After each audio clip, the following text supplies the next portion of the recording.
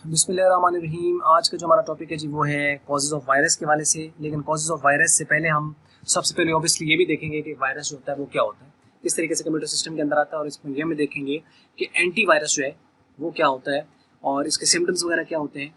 ये सारी चीज़ें हम यहाँ पर डिस्कस करेंगे। तो सबसे पहले देख लेते हैं वायरस क्या होता है। Computer virus is a malware program. Malware का मतलब है यानी ये ठीक नहीं है, ये एक ऐसा पीस ऑफ कोड होता है जो कि आपके कंप्यूटर सिस्टम के या तो हार्डवेयर को, सॉफ्टवेयर को, या दोनों को डिस्टर्ब करता है। यानी ये एक गुड वेयर नहीं है, एक मलवेयर है। मल का मतलब है यानी बैड, ठीक है। It's a bad code, it's a bad piece of code which can spread from one computer to another computer and can cause a disturbance to the computer operations। Computer के जो ऑपरेशंस हैं उसको ये disturb करेगा virus. उसके जो सही काम है, ये एक ऐसा कोड है जो कंप्यूटर के सही वाले कोड को सही काम नहीं करने देगा, ये वो कोड है। ठीक है, तो इससे इससे अपने आप को महफूज करना, बचाना जरूरी है। Virus consist of the piece of code.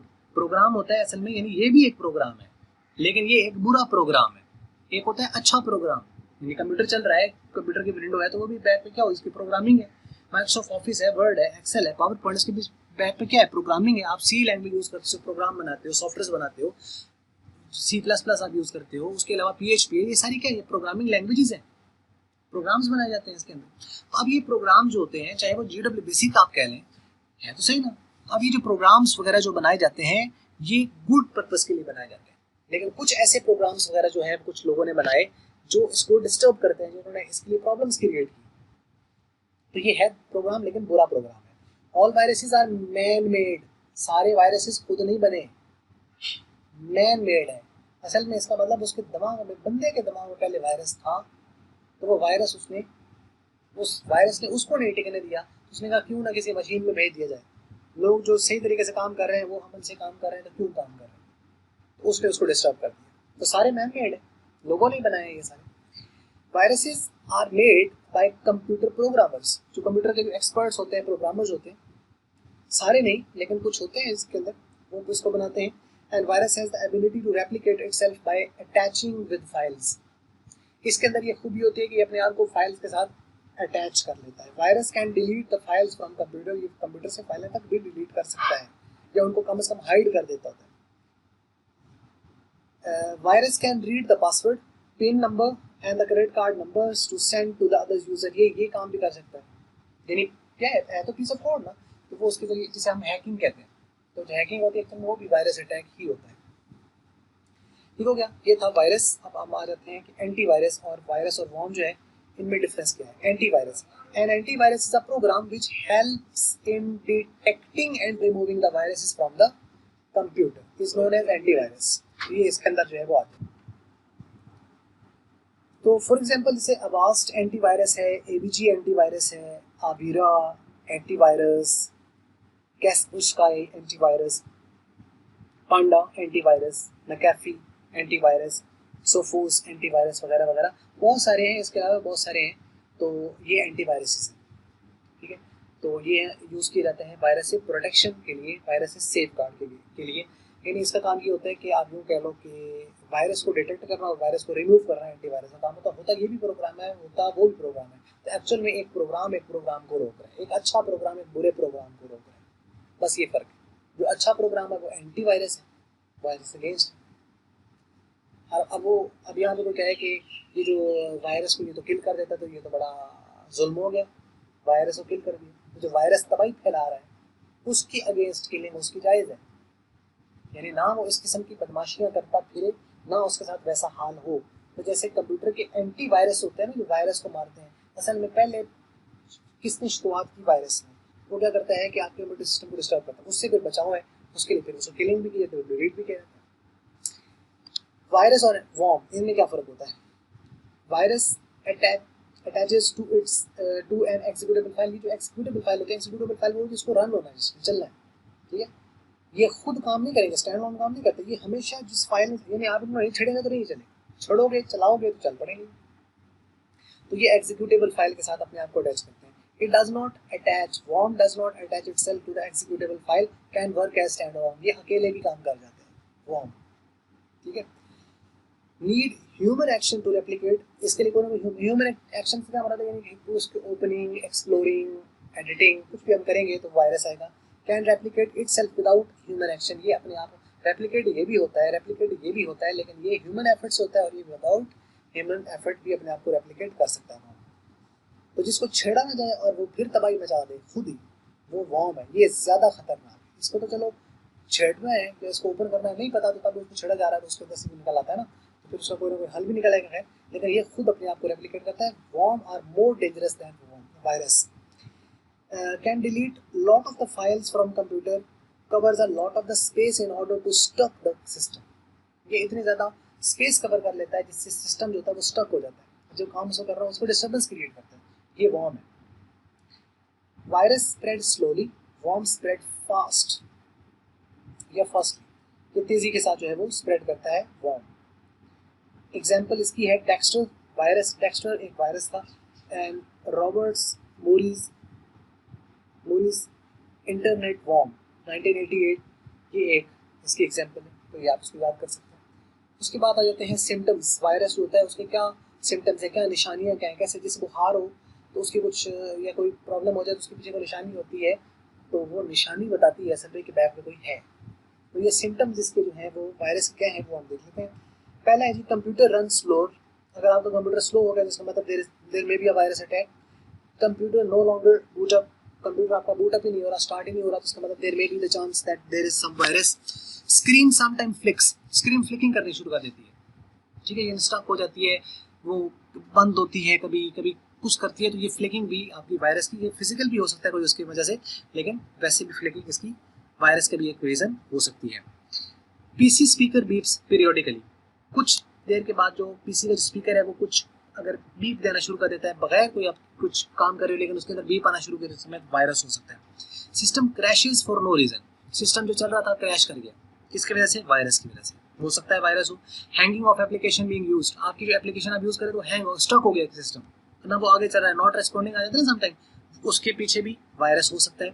Appearance of an unknown file and folder, ऐसा कोई फाइल या फोल्डर आपकी स्क्रीन पर आ जाएगा जो आपने क्रिएट किया ही नहीं है लेकिन वो खुद वो आपके सामने स्क्रीन पे शो होता है, या तो वो उस जैसा होता है जिसे फाइल आपने पहले बनाई, या कोई नई फाइल के तौर पर आ जाता है, तो वो भी वायरस हो सकता है। Disappear of the valid files and folder, कुछ फोल्डर्स एंड फाइल्स होते हैं जो स्क्रीन से आपके गायब हो जाते हैं, तो वो भी एक सिम्टम इसका हो सकता है। तो उसके बाद है जी आपके पास कॉजेज ऑफ वायरस की, जो वायरस है उसके असबाब क्या हैं, किस किस वजह से वायरस आता है।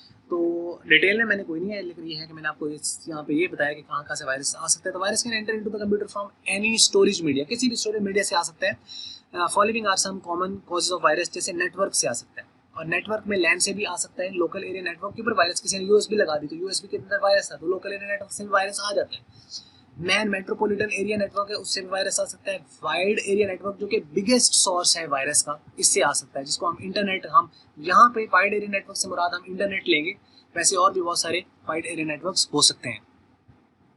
तो इनके ऊपर जो डिटेल वीडियो है वो आपको नेटवर्क्स के अंदर मिल जाएगी कि लैन, मैन और वैन क्या होते हैं। अगर इसके बारे में आपको जानना है तो इसकी वीडियो आपको सेपरेटली वीडियो जो है वो मौजूद है इसी जो है वो फर्स्ट ईयर की प्लेलिस्ट के अंदर, यहाँ से आप इसको लेके देख सकते हैं।